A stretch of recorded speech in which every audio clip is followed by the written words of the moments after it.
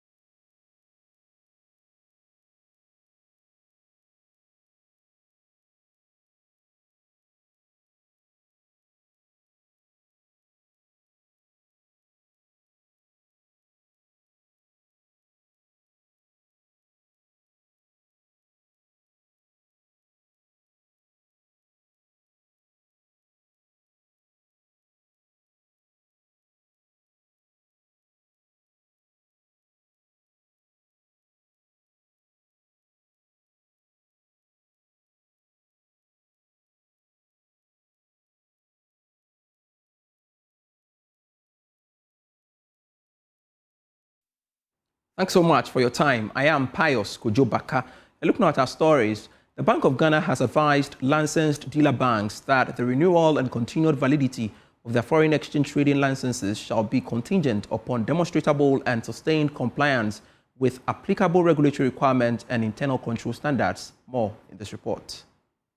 The Bank of Ghana, in a statement, noted it has been forced to take this action because of some identified weaknesses in the internal control procedures governing the processing and reporting of foreign currency transfers. It believes these deficiencies have heightened reputational risk, which has gone a long way to undermine the foreign market. The Bank of Ghana again reminded all licensed dealer banks to strengthen their internal control measures for foreign currency transactions.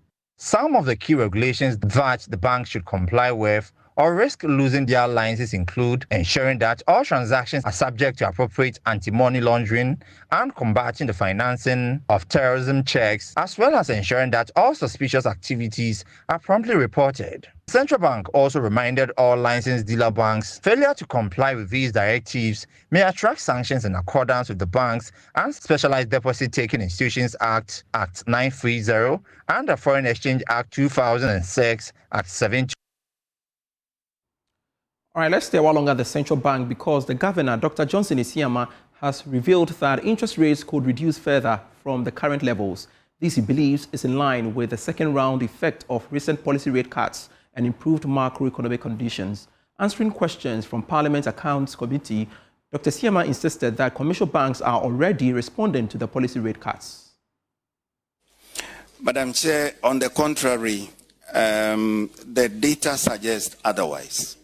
Credit conditions are easing. As at our last MPC meeting, end of November, it was reported that average lending rates had declined to 22.2% compared to 30.5% a year earlier. So on the contrary, things are actually getting better. Lending rates are on the decline. The GRR, the Ghana reference rate, has come down sharply. And it's now around 15% or thereabout. So, Madam Chair, we are on the bend. The lending activity by the banks is following the general stabilization, the general decline in other interest rates. We hope to see more of this as we go.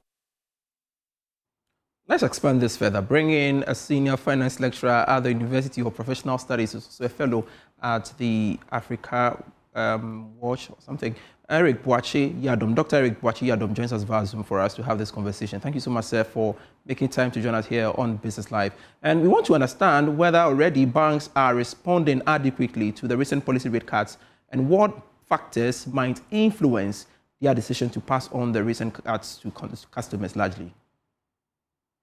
Thank you very much. I'm also a senior fellow, like you were trying to say, of an African policy lens. It's not African watch, please. So thank you. So going to the substantive issue, the economy has been recovering for some time, and I think that the policy rate cut that we have seen over last year, 2025, has gradually been transmitted to consumers. But it will not be very quick as we expected. It will take some time because we generally have an attitude of wait and see if the policy rate cut is actually reflecting the development in the real sector. So I think that the commercial banks will hasten slowly in bringing the policy rate, in bringing their interest rate down. We are expecting that if the policy rate go down more or go down further, then or it's even sustained, then the commercial bank will have some kind of confidence in the dwindling or the falling rate, and they will be able to push a reduced rate to consumers. But for now, there may not be a huge cut in what the clients may get from their commercial banks. All right. So you mentioned wait and see attitude from these banks, but for how long can customers wait? How long? You see, how long depends on the confidence that they have in the policy rate. That is why any policy rate that you are offering, it should reflect the general dynamics in the economy. But where there's skepticism as to whether indeed the rate should go down, because mind you, if rate goes down, then people rush to come for loans, and the rate go high again, it's likely to affect borrowers that may be doing a floating rate.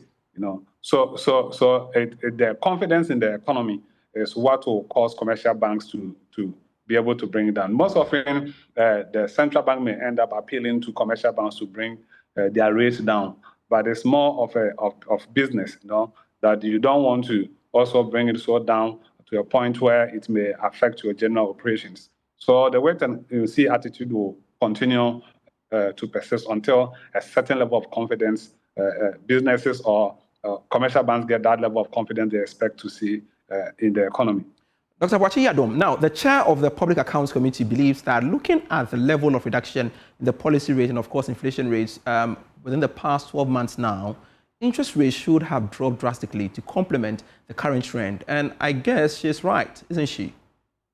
Yeah, so I don't know whether you mentioned inflation rate and interest rate, but if you mention inflation rate, we started the year at an inflation rate of around 23.5, and we ended around 5.4%, which means that in nominal terms, inflation had fallen around about 18.1%.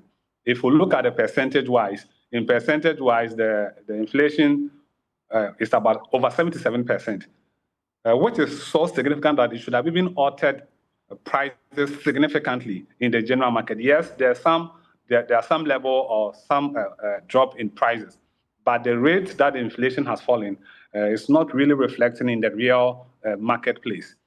You see, if we look at the average inflation, the average inflation drop for the year is about 1.5%. If this trend continues, we should be expecting inflation rate of about a negative around May or June of this year. I think that the GSS should be probably should look at the data again, because the sharp drop in the inflation rate may not reflect in our marketplaces. So there's a need for GSS to be very cautious in terms of the inflation numbers that they are churning out. And it should, although we expected inflation numbers to come down, but the rate of fall, I think it is too sharp and it's too steep. That does not generally reflect how prices are falling on the market. And generally, we don't see the market pointing to that direction of having a negative inflation by May. So if inflation has fallen 1.5% and it continues that trend for this year, if we study the trend carefully, every normal economic trend should be of a kind of a gentle slope. If we begin to see a spike or a sudden fall, then there should have been an external shock or some sort of shock. But you and I can attest to the fact that throughout 2025, we have not seen any major shock in the economy to cause inflation to fall in percentage terms over 77%. And that will be projecting a possible negative inflation by May. So the numbers that we are churning out, we should be a little bit careful, and not be in a way be sensational, to churn out numbers that may not reflect the reality on the market. Generally, the market is recovering and things are becoming better, but the numbers and the drop in the numbers, I think it is too high, and we have to take a second look at them. That's fine. I want your thoughts on the advice by the Bank of Ghana to the licensed dealer banks. What do you think? Are they adequately prepared to meet these compliance requirements, and what challenges might they face in implementing the necessary changes like the Bank of Ghana is demanding of them?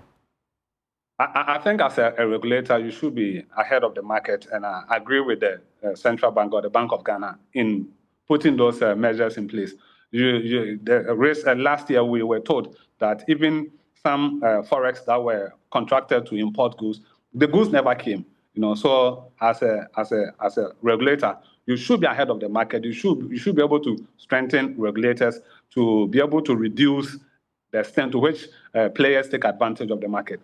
But you see, the real challenge that we have in the forex market, in as much as those regulations may count, is the fact that the economy by itself is not able to produce enough forex that is needed.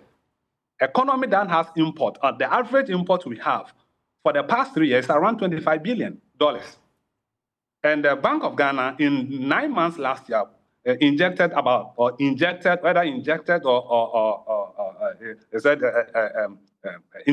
intervention, or whether it's a government intervention or whatever way we give it to it. The Bank of Ghana introduced about 10 billion, which is close to half of what the market needs. So if we have not built or we have not allowed the market to operate in a way that the supply and demand of dollars can be corrected or can be done by the market itself, then we have a big challenge that we can paint a picture that we are doing so well, but the whole architecture of our forex trading is somehow engineered. Yes, I agree completely that as a regulator, you can also sit down for the CD to weaken excessively against the dollar. You need to do something. I agree. But the extent to which you have intervened over 40% of the total imports that the country needs, I think it is worrying. And we need to be able to allow the market to correct itself. And we have classical cases of countries that have gone the way that we are going, and in the long run, it has a severe effect to the point that if we are unable to supply that amount of dollars to support the economy in times where we are not getting good prices for our gold and our revenue or the dollars are not coming in, the market will struggle and we may end up burning our reserve, in a certain way. So we have to have a general look at the extent to which we support the market. Dr. Eric Boakye-Adom, Senior Lecturer at the UPSA, thank you so much for your time here on Business Live. Grateful. Now, 3 petroleum production companies operating in the country's oil fields are in court over the payment of a $2 million surface rental charge to the state. These companies are challenging the payment of these charges despite ending their contracts in Ghana. Answering questions from Parliament Accounts Committee, Commissioner General of the Ghana Revenue Authority, Anthony Sapon, said everything is being done to recover the said amount. amounts relate to 3 companies whose agreements have been terminated, and currently they are not operating and are not in the country. However, we are still working through the other related agencies, which is Petroleum Commission, and I've notified them that anytime that they appear in the jurisdiction, they will support us in terms of recovery. Secondly, we are also working through what we call the exchange of information channel with the countries in which these 3 entities reside formally to be able to provide the fact that they owe taxes in Ghana and use that means to collect them. At the moment, Chairman, these processes are ongoing, and for those 3 companies, we have not recovered the amount. This is still Business Life. We have more for you after this break. Hello again, welcome back to Business Life. Finance professor at Andrews University, Williams Pepra, has urged the Gold Board to address all operational challenges arising from past occurrences and ensure it has a strong balance sheet to effectively carry out its transactions. According to him, these measures are critical to boosting investor confidence in the sector. His remarks come at a time when the Bank of Ghana is exercising tougher, strong control and reducing fees under the overhaul of gold purchase program. So when it comes to sustainability, the best judge is by settlement discipline, and then also transparency and reducing dependency on the central bank. So I'm sure the central bank itself, as we know, is trying to move away from it, and we should be able to find with Gold Board balance sheet to be able to contain all the losses and gains that may come out with the transaction. For investors want the Gold Board transaction to be more predictable in terms of pricing. And then also when they want paid, especially local investors, those who buy the gold from the artisanal miners, they want to be sure that Gold Board will have the money to pay them anytime. If not, they will start smuggling it out. So these are the operational issues that must be addressed. So operational issues must be addressed. We have to make sure that Gold Board has the balance sheet, very big balance sheet to be able to do these transactions, and this will make sure there's confidence in the market. Associate Professor of Finance at the University of Cape Coast Business School, Seram Kawo, says Ghana's plan to raise 10 billion cedis through a domestic infrastructure bond can be sustainable only if strict fiscal discipline is maintained. Speaking in an interview with Joy Business, Professor Kawo said if funds are strictly used for infrastructure, investor confidence would be boosted. We are coming from debt restructuring and looking at debt accumulation after 2022 crisis, where we have the domestic debt exchange that brought a lot of issues. It means that the bond that will come in, we must also have at the back of our minds that we have asked for debt relief, that is for debt relief in terms of forgiveness of about 137 billion Ghana cedis debt that has been given. Largely, the money that we are going to have must fit into the IMF financial framework. That will be in line with the debt sustainability framework and then the medium-term framework that we have. The 10 billion falls within about 1.5 to 2% of GDP. And once it is coming in, sustainability will depend on 3 main conditions. These 3 conditions are: 1, transparent selection of the projects that we need to have with a high rate of return so that it will grow in such a way that we will have the total revenue that will fit into our debt to GDP ratio. And to some other stories, some printing press operators at Accra New Town have attributed the low volume of orders to the influx of cheaper printing services from China. high utility tariffs, and rising production costs. They say these challenges are making it difficult to stay competitive and sustain their businesses. The operators are therefore calling on government to intervene with supportive policies to protect local printers and help create and sustain more jobs. There's no business in terms of printing at all. In terms of printing in this country right now, we are sorry. Nothing is going on in this country. Because our leaders, they go in for the business and they send it to the China and do it over there and bring it and come and deliver. So our machines are here. There's no job. There's no job. Like before, let's say about some years back, about 3 years back, like this calendar, they will come for about thousands or 10,000s of it. But this year, they run only 500. You see, because the demand is down, but the materials cost is high. So it makes the customers not to produce high, but produce purchasing small. The market, I would therefore say, is good, but not actually, due to material cost and production cost, you see. Electricity tariffs too is affecting us. Ghana's cocoa sector is weathering a sharp downturn in global prices, yet continues to deliver strong earnings for the country.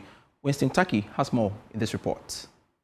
Ghana's cocoa sector is showing resilience despite a sharp fall in global cocoa prices. International prices dropped by more than 8% in early January, pushing futures in New York and London to multi-week lows on the back of stronger supply expectations and weaker global demand. For Ghana, the world's second-largest cocoa producer, the price volatility comes at a time when the sector's financial position has improved significantly. The Ghana Cocoa Board has reduced its debt by more than 11 billion cedis, strengthening its ability to support the farmers and maintain steady operations. Export earnings from Cocoa Board rose sharply in 2025, driven by higher producer prices, improved yields, and increased local processing. Farmer prices were raised by over 60% for the current season, helping to protect income amid global uncertainty. While demand has softened in parts of Asia and Europe, stronger production outlooks and better weather conditions across West Africa are supporting supply. Analysts say Cocoa Board's improved finances, timely payment to farmers, and investment in input are helping Ghana absorb external shocks.